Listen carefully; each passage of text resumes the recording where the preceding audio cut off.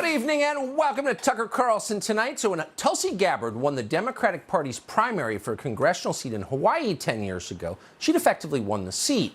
Hawaii may be the most liberal out of all 50 states. It is a Democratic state. Flat out. It has not voted for a Republican presidential candidate in nearly 40 years. So if you get elected as a Democrat in Hawaii, it's not exactly breaking news. It's standard operating procedure. And yet when Tulsi Gabbard won that primary and then the seat, the Democratic National Party took a deep interest in her, and you can see why. Here was a smart, appealing 31-year-old who knew what she believed and could explain it fluently. And by the way, she was also an Iraq War veteran. So in political terms, Tulsi Gabbard was near perfect, and they got it immediately. Barack Obama endorsed her right away. Nancy Pelosi called her personally and invited Tulsi Gabbard, did you remember this, to speak on the opening night of the Democratic National Convention. And then once she was sworn into Congress in January, the DNC named Tulsi Gabbard vice chair of the National Party. She'd just gotten there, and she was vice chair of the DNC. And then, of course, the media played its prescribed role. If Nancy Pelosi likes you, well, so do they. So fawning profile after fawning profile emerged. If you lived in Washington at the time, you remember it very well. Here, ladies and gentlemen, the future of the Democratic Party, Tulsi Gabbard. In case you don't remember, here's a selection to jog your memory. Watch out for the next superstar. Here we go. You're talking about off-air always. Here we go. Tulsi Gabbard. Tulsi Gabbard is a rising star in this party. Tulsi Gabbard should be here tonight. The reality is we do not have enough young veterans in this party, enough young women in this party, enough people of color in this party. You're considered a rising star in the Democratic Party. You had a position of leadership in the Democratic National Committee. Tulsi's story is really, I think, tailor-made for Hollywood. I half expect Natalie Portman to be vying for the role any day now, because this story is not to be believed. Tulsi Gabbard, she is going to be the one to watch tonight at the DNC. And Tulsi Gabbard, she's an Iraq War veteran. Yesterday, she was promoted from captain to major in the Hawaii National Guard. So she certainly is a rising star. The fact that she's not here tonight for whatever reason is unfortunate. I don't know, but in a battle, I want her in my trench. I tell you that. Me too. Me too. Did you hear that? She's a rising star. Hollywood's going to make a movie about her. I want her in my trench. It's pretty hard to believe now, but that was the absolute consensus among Democratic Party sycophants until 2016. In 2016, as if by command from above, the fawning stopped abruptly, replaced initially by silence, and then by howls of scorned rage. So what happened in 2016? Well, Donald Trump was elected president. And then a few days later, displaying the independence of spirit that Democrats claim to love in young women, but actually despise more than anything, Tulsi Gabbard decided to talk to the new president about an issue that she cared about, which was U.S. policy towards Syria, a country that, again, Gabbard was virtually alone in pointing out has an awful lot of Christians in it, so maybe we should pay attention. As she put it at the time, quote, I felt it was important to take the opportunity to meet with the president-elect now, before the drumbeats of war that neocons have been beating drag us into an escalation of the war to overthrow the Syrian government. Whoo, we can't say that in Washington. Maybe she didn't know. But they told her, shh, stop. Let the adults do it. But Gabbard didn't seem to care. A few weeks later, she went personally to Syria. She was a member of Congress. You can do that. And she wanted to see conditions for herself. And then while she was there, she met with the Syrian President Bashar al-Assad. And that was it. It was over. Whether Tulsi Gabbard knew it or not, her career as a rising star within the Democratic Party came to a complete, abrupt, and final halt. She had done the one thing you're not allowed to do. She committed the one unforgivable sin, which is to question permanent Washington's foreign policy. You can't do that, and everyone knows it. And if you look around, you can see that no one does do it. They always tell you radical Sandy Cortez is, Rashida Tlaib. Would they do that? No way. AOC may be a socialist, but in the end, she's with Bill Kristol and Liz Cheney on Team Raytheon. She does not cross that line because you're not allowed to. But Tulsi Gabbard is someone who had served in the U.S. military, in fact, was still serving in the U.S. military, was an elected member of Congress, decided, why shouldn't I say what I think? And so she did. And for doing that, overnight, her fellow Democrats accused Tulsi Gabbard, the combat veteran you'd want in your foxhole, of committing treason against the country she was serving. Hillary Clinton went even farther than that. Speaking of conspiracy nuts, Hillary Clinton way crazier than Alex Jones ever thought of being. She claimed the Russians were grooming Tulsi Gabbard as some kind of Manchurian candidate. You want to listen to lunacy? Listen to this. I'm not making any predictions, But I think they've got their eye on somebody who's currently in the Democratic primary and are grooming her to be the third-party candidate. She's a favorite of the Russians. Well, that's just completely whacked. Was she a crisis actor too? What a lunatic. But no one noticed because everyone was saying it. The LA Times, which at one point was an actual newspaper, accused Tulsi Gabbard of, quote, talking like a Russian asset, maybe a spy. So the years went by and Tulsi Gabbard decided to run for president, still as a Democrat, as she had been in her entire time in Congress. She'd always been a Democrat, of course, the vice chair of the DNC. And so she wound up in a presidential debate in October of 2019, and she responded to the smears against her. Watch this. New York Times and CNN have also smeared veterans like myself for calling for an end to this regime change war. Just 2 days ago, the New York Times put out an article saying that I'm a Russian asset and an Assad apologist and all these different smears. This morning, a CNN commentator said on national television that I'm an asset of Russia. Completely despicable. As president, I will end these regime change wars by doing two things: ending the draconian sanctions that are really a modern-day siege, the likes of which we are seeing Saudi Arabia wage against Yemen, that have caused tens and thousands of Syrian civilians to die and to starve. And I would make sure that we stop supporting terrorists like al-Qaeda in Syria, who've been the ground force in this ongoing regime change war. They called her a Russian asset. Now, that slur is so common that we don't really think about it, but think about it just for a second. This is a transparently patriotic person, an elected member of Congress who was serving in the U.S. Army, who's also, by the way, one of the nicest people in all of Washington, who is making traditionally liberal points about war. Not that all wars are bad or war is never necessary. She's participated in wars personally.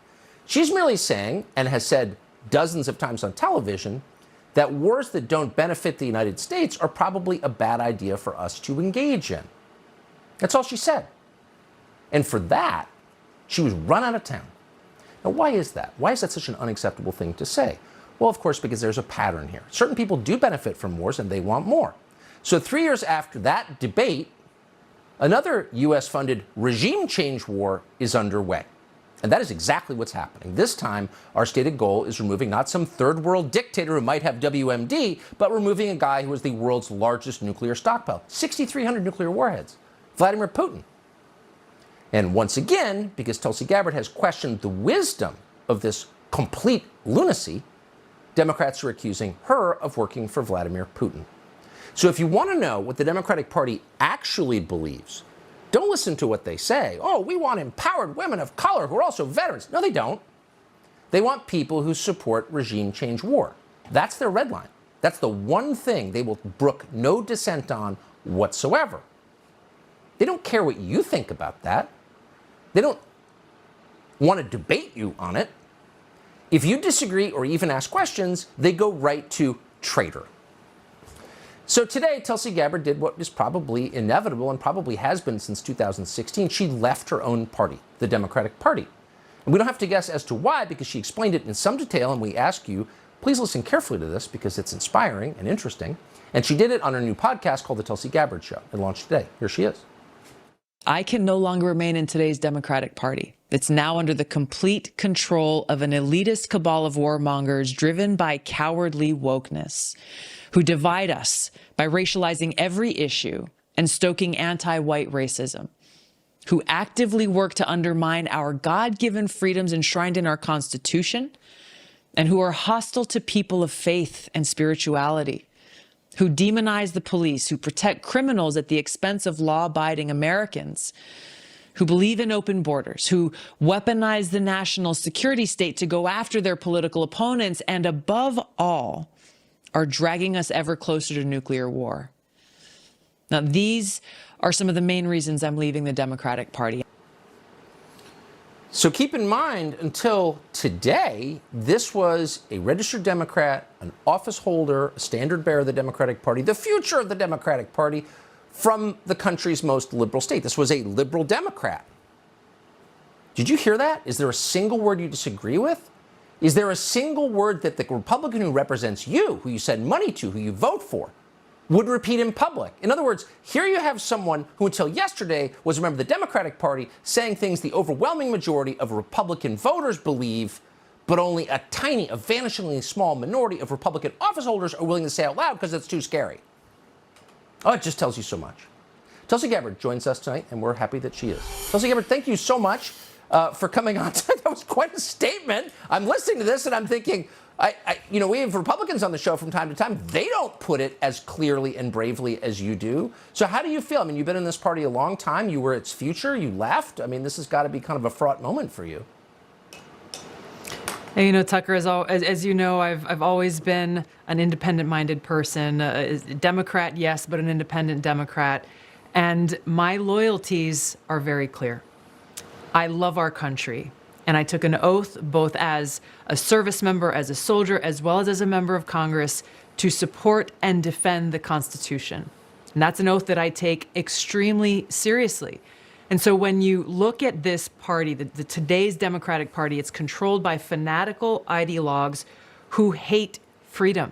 They despise the Constitution. They actively find ways to undermine our God-given rights enshrined in the Constitution, like freedom of speech. If you say something and I say something that they don't like, instead of saying, you know what, agree to disagree, live and let live in the traditional liberalist kind of way, no, that's not good enough. They will do all that they can to destroy you, silence you, smear you, work with big tech, work with corporate media to actively destroy anyone who dares to even question their agenda. They are against freedom of religion. They are hostile towards people of faith, people who have their own spiritual practice, especially Christians, finding ways to be vindictive, to discriminate, to punish people who happen to exercise that freedom of religion. The list goes on, but the foundation of freedom is really what was at the heart of my making this decision, that I cannot be a member of a party that is against freedom and actively trying to undermine it. Well, it was inspiring to hear that, but also disappointing. I mean, I feel like printing out your words and asking every Republican candidate who comes on this show to read them. And if you can't read them, I'm not voting for you, right? I mean, why is it so hard to say out loud? First of all, the people who are always talking about racism are committing it. Why is that so hard for people to acknowledge? It's so obvious. It speaks to the whole environment of fear that those in power, these elitists in power, have fomented, to where people are afraid to speak the truth. They're afraid to exercise their right to free speech because, hey, you might lose your job, you might be canceled, you might be trashed, and God forbid in Washington, you might not be invited to the cool kids' parties. You might not be as popular. And this is really what it comes down to, is rather than taking a stand for peace, for prosperity, security, and freedom of the American people, we have too many people in Washington who are warmongers, subservient to the military-industrial complex, and continuing to put their own selfish interests or the interests of their donors first, with no mind for the cost and consequence that their decisions have on the American people. This is exactly what we're seeing right now with President Biden and leaders in Congress whose decisions are actively pushing us to the brink of a nuclear holocaust, of which they may have their bunkers where they'll be safe, but we, the American people, will have no shelter, no place to go, no place to hide, and face the consequences that could destroy all of humanity and the world as we know it. You were the first person I heard say that back in February when this all started. I believed you. That's why I ran for president. Well, it turns out you were absolutely right. Really quick, since you did serve for so many years in the Congress, in the party you just left, you know everybody, of course. Has anyone called you today, your former colleagues, Democrats, to say anything to you? One got in touch with me and sent me a text message with 3 thumbs up. I would love to know who that is, but I'm glad you're influencing people. Tulsi Gabbard, I'm not going to ask you what you're doing next. We will all watch, but I hope you'll come back on the show soon. Thank you. I look forward to it. Thanks, Tucker. Thank you.